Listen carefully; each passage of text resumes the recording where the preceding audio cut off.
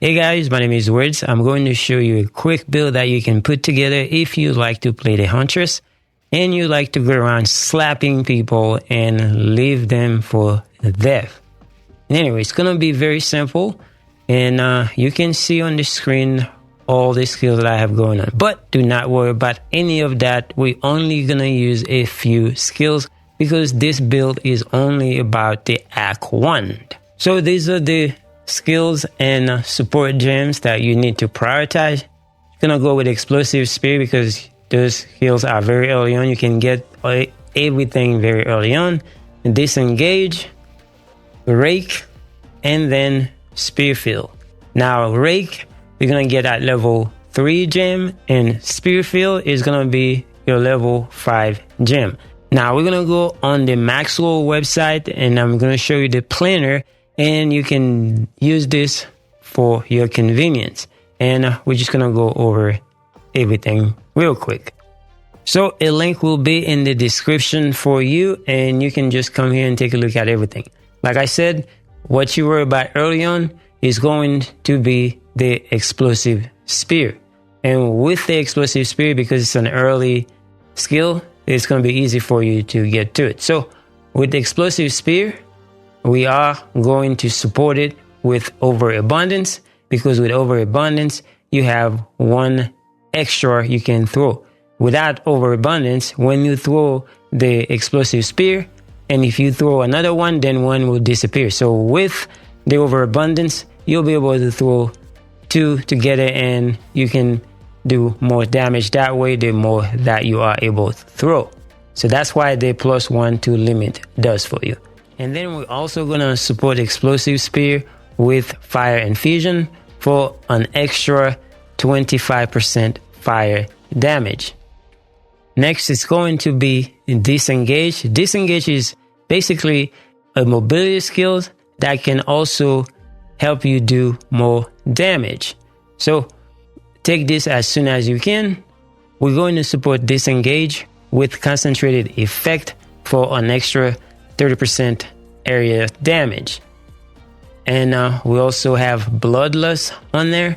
So we're all about physical damage. That's how we're gonna bleed the enemy. So just pick this one up for an extra 30% melee damage. Next, we're gonna pick up Rake. Once you have your level 3 gem, just make sure you pick this up. This is going to be your bread and butter.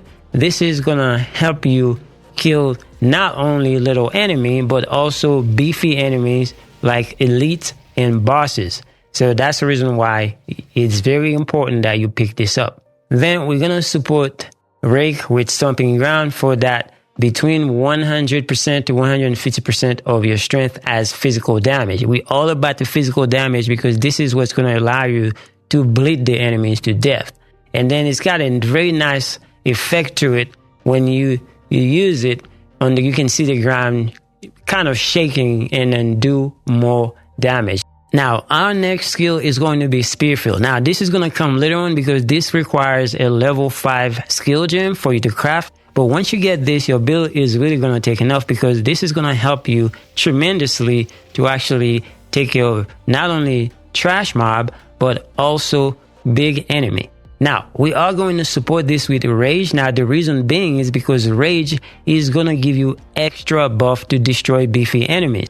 With this Rage, whenever we throw our Spearfield on the ground, it is going to give us the Rage buff. And then once this gets to 30, there's going to be so much damage you're going to do. It's going to be insane. So there's going to be some kind of skill rotation that we use, and that's going to help us out. Now, we're also going to use Lacerate. Now, although you don't have to, but Lacerate is going to help you blitz the enemy as well. And bleeding is the name of this build. So that's why we put this on there. Now, later on, when you go later on into the campaign, you can change this for other things. But for now, early on, put this on and you will see the benefit. Now, the next skill that we are going to talk about is going to be the Herald of Blood. Now, as soon as you get your Spirit skill gem, then you need to craft this. Now, you do not need this for Act 1, but you are going to need this eventually when you start going later into the campaign. So that's the reason why this is important. But if you don't have this, you're going to be okay. But once you have this, this is going to help you out. Now, if you look at this, it says enemy with bloodlust, you kill what's going to explode. So when you see all this explosion on the ground, it's because of Herald of Blood. Once it procs, it's going to be massive when it comes to destroying pack of enemy. Now, bloodlust, if you want to understand what this is that red bar that you see when you bleeding the enemy, that's the bloodlust. So whenever you kill an enemy, like a little enemy that start being bled, then that's going to explode and then just kill the rest of the surrounding enemy around it. That's all that is doing. So that's what the bloodlust is, just in case you were wondering. And with Herald of Blood, you're gonna do extra damage. So this is the reason why this is good. But then again, like I said, you do not need this to clear Act 1, but it makes very good sense to keep this for a bleed build. Now, you can prioritize how you craft this skill gem and the support gems, but it's up to you. But when it comes to rotation, it's not anything fancy. You don't really have to do rotation because the skills that you are using is going to help you clear the act very fast. But if you want to do rotation, normally what I do, I just throw the spear field on the ground and then I just go and slap the hell out of the enemy and then just disengage. Disengage allow you to do more damage. And it's also a mobility skill that keeps you out of trouble. So basically, you spam this and you spam this and then you disengage. So I put 3 on this and then slap the hell out of an enemy and then just disengage. But you can just go and spam this on bosses to do a lot of damage as well. But when you use Spearfield, that gives you the rage buff and makes you do more damage. So that's why this is important. Now let's go over the skill tree or passive tree so I can show you what we got going on here. So you're not going to have too many points early on in Act 1, but with the amount that you have, you should be good to go. So I prioritize getting some more damage. So if we go here, so you can see this is the route that we take, taking most of the damage. So I go to the left and then I come back to the right and branches out, and you can see where we stop right here with the amount of points that we have. Now, from time to time, you might need to branch out so you can get some stats, because some equipment that you want to wear requires some stats. And so you might come here and then just use the particular stats that is required so you can give you the number that you need. Other than that, it's just all this damage right here that we have, and we are killing it in Act 1, and it makes it very easy. Now let's go over the gear so I can show you what you should prioritize. That way you can kill the boss as fast as possible. What you need to prioritize while you're going through Act 1, just trying to find gear that has a cold resistance. And you can even use some runes to actually give you some more cold resistance, because the boss is gonna try to freeze you to death. And so if you don't have any cold resistance, then you are going to be in trouble. So you can also use a charm like this one right here, the throwing charms, if you have it, immune to freeze, and that's going to help you out as well. You don't need too much resistance when it comes to the cold, but you need some that going to help you. I think I was about like 32 or 38 or something like that, but that was good enough.